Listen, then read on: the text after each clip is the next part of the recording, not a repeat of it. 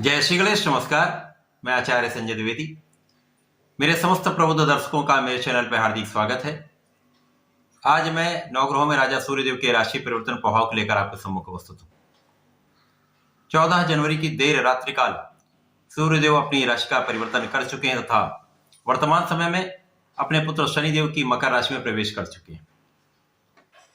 अब सूर्यदेव जो अत्यंत श्रेष्ठ प्रभाव देने वाले ग्रह हैं, प्रत्येक माह में अपना राशि परिवर्तन करते हैं।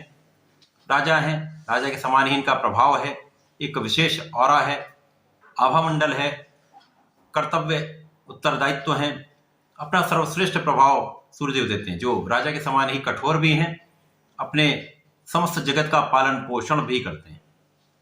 तो सूर्य का परिवर्तन अत्यंत महत्वपूर्ण है। वर्तमान समय में जब ये शनिदेव की राशि में जाएंगे तो कहीं ना कहीं इनका प्रभाव कुछ निर्बल भी होगा, परंतु ये अलग अलग राशियों पर डिपेंड करता है, उन पर निर्भर है कि वहां पर किस भाव में सूर्य का गोचर हो रहा है। आज मैं मेष राशि से लेकर कन्या राशि तक सूर्य के इस राशि परिवर्तन का क्या प्रभाव मिलेगा, संपूर्ण विश्लेषण मैं पूर्ण तरीके के साथ करने जा रहा हूं। प्रिय दर्शकों, कृपया चैनल को सब्सक्राइब कर लें, जिससे एक उपयुक्त विषय वस्तु आपको अति शीघ्र प्राप्त होती रहे। मेष राशि के लिए यदि हम देखें तो मेष राशि मंगल की राशि है। नैसर्गिक रूप से मंगल था सूर्य अति मित्र होते हैं। यहाँ पर मेष राशि के लिए सूर्यदेव पंचम भाव के स्वामी हैं, अर्थात शिक्षा, ज्ञान, संतान, प्रेम संबंधों के स्वामी सूर्यदेव हैं। यहाँ पर सूर्यदेव का गोचर दसम भाव में प्रारंभ हो चुका है। दसम भाव जो कार्यक्षेत्र का भाव है, कर्म क्षेत्र है, जहां पर सूर्यदेव अपने ही भाव में होंगे, दिग्बली होते हैं। तो यहाँ पर पुत्र की राशि में होते हुए, कुछ निर्बल अवस्था में होते हुए यहाँ पर अत्यंत बलवान स्थिति बना रहे हैं। यहाँ पर कार्य क्षेत्र में होंगे तो इस समय में सूर्यदेव का परिवर्तन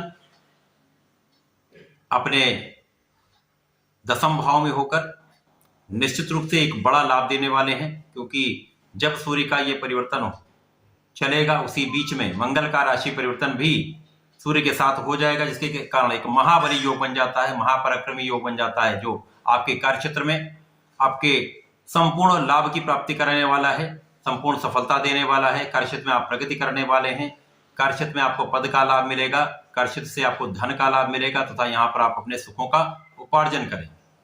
संपूर्ण रूप से ये श्रेष्ठ समय आने वाला, जहां पर आपके कार्यक्षेत्र अत्यंत प्रबल होने वाला है।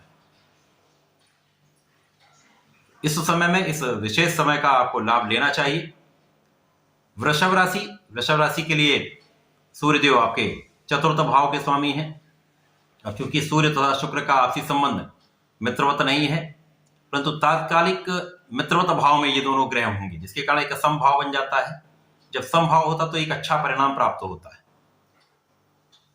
वृषभ राशि के लिए सूर्यदेव का ये परिवर्तन आपके नवम भाव में हो रहा है। नवम भाव जो कि भाग्य का भाव है, जहां पर ये शनिदेव की मकर राशि में होंगे, परंतु यहाँ पर भाग्य भाव में होकर विशिष्ट लाभ दे सकते हैं, क्योंकि सूर्य का एक प्रबल आभामंडल होता है, एक विशेष प्रभाव होता है, जिसके कारण यहाँ पर आपके भाग्य का साथ संपूर्ण रूप से आपको प्राप्त होगा।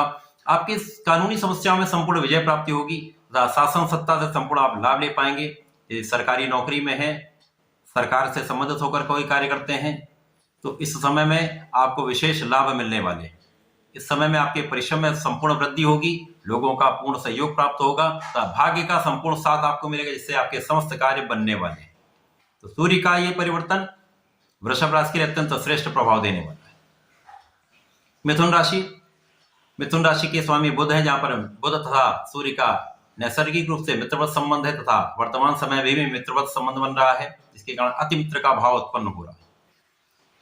सूर्यदेव का ये गोचर मिथुन राशि के लिए पराक्रमेश होकर अष्टम भाव में होगा। अब क्योंकि अष्टम भाव एक त्रिक भाव है, परंतु यहाँ पर सूर्य को किसी प्रकार का कोई त्रिक दोष नहीं लगता है। सूर्य जब अष्टम भाव में होंगे तो निश्चित रूप से इस समय में मिथुन राशि के जातकों के लिए कुछ आकस्मिक लाभ का योग बनेगा। यद्यपि यहाँ पर परिश्रम में कुछ कमी हो सकती है, लोगों का सहयोग उतना नहीं प्राप्त हो पाएगा, परंतु यहाँ पर विशेष रूप से आपके आकस्मिक रूप से धन की प्राप्ति का योग बनता है तथा आपके धन भाव पर सूर्य की दृष्टि का प्रभाव आपके पैतृक संपत्ति से जो लाभ मिलना है उसको प्रबल करने वाला है। इसके साथ ही साथ जो आपके पारिवारिक संपत्ति में जो कहीं समस्याएं उत्पन्न हो रही थी उनका ये एक हल निकालने वाला समय है, आपको आध्यात्मिक बनाने वाला समय है। तो सूर्य का ये परिवर्तन अष्टम भाव में होकर आपके आकस्मिक लाभ को दर्शा रहा है। कर्क राशि चंद्रमा की राशि, जहां पर चंद्रमा सूर्य का अतिमित्र का भाव है। यहाँ पर सूर्यदेव धन भाव के स्वामी होकर आपके सप्तम भाव में गोचर करेंगे। निश्चित रूप से अत्यंत प्रबल स्थिति, जहां पर सप्तम भाव में होकर आपकी लग्न को प्रबलता देंगे, आपको महाप्रभावशाली बनाएंगे तथा यहाँ पर आपके कार्यक्षेत्र से, आपके प्रभाव से, आपकी क्षमता से आप प्रबल रूप से धन का अर्जन करने वाले हैं।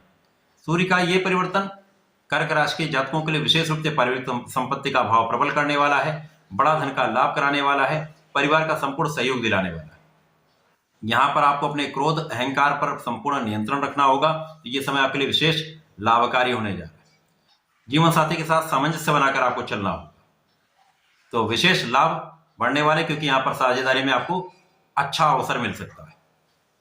इसके साथ ही साथ सिंह राशि, जिसके स्वामी सूर्यदेव हैं, सिंह राशि के लिए सूर्यदेव लग्नेश होकर गोचर षष्ठम भाव में हो रहा है। तो लग्न का स्वामी जब षष्ठम भाव में होता है, यद्यपि ये निर्बल भाव है, रोग ऋण शत्रु का भाव है, परंतु सूर्य को कोई भी त्रिक दोष का प्रभाव नहीं लगता है। यहाँ पर सूर्य जब होंगे तो महा शत्रुहंता योग बनेगा, जिसके कारण आपके अज्ञात ज्ञात समस्त शत्रुओं पर आपकी विजय प्राप्त होगी। आप अपने ऋण को चुका पाएंगे तथा इस समय में आप अपने समस्त कानूनी समस्याओं में विजय प्राप्त करेंगे। इस समय में आपको अपने आंखों के रोगों से सावधान रहना होगा। हड्डियों में दर्द अथवा सिर दर्द की समस्या हो सकती है, यहाँ आपको ध्यान रखना होगा। कन्या राशि बुध की राशि है, बुध की उच्च राशि है, जहां पर सूर्य बुध का नैसर्गिक मित्रवत संबंध है तथा वर्तमान समय भी मित्रवत संबंध है। अति मित्र के भाव में होते हुए सूर्यदेव जो कन्या राशि के लिए द्वादश के स्वामी हैं, अर्थात व्यय भाव के स्वामी होकर आपका गोचर पंचम भाव में हो रहा, अति श्रेष्ठ प्रभाव देने वाला है। जब व्यय भाव का स्वामी पंचम भाव में होगा तो जो कि शिक्षा ज्ञान संतान का भाव है, इस भाव को प्रबलता मिलेगी, क्योंकि राजा है, राजा के समान इनका एक प्रभाव होता है, अति शीघ्र प्रभाव मिल जाता है। तो शिक्षा ज्ञान के क्षेत्र में विशेष लाभ की वृद्धि, शिक्षा में संपूर्ण सफलता मिलेगी, प्रतियोगिता परीक्षा में आपको सफलता की प्राप्ति होने वाली है। इस समय में विशेष रूप से जो लोग सरकारी प्रयास कर रहे हैं, सरकारी नौकरी का प्रयास कर रहे हैं, सरकार से जुड़कर कोई कार्य करना चाह रहे हैं, उस कार्य में संपूर्ण सफलता मिलेगी। प्रतियोगिता परीक्षा में सफलता का संपूर्ण योग बन रहा है। यहाँ पर आपके शिक्षा से, ज्ञान से, संतान से संपूर्ण लाभ की वृद्धि हो रही है। आपके कार्यक्षेत्र में प्रबलता आपको मिल रही है।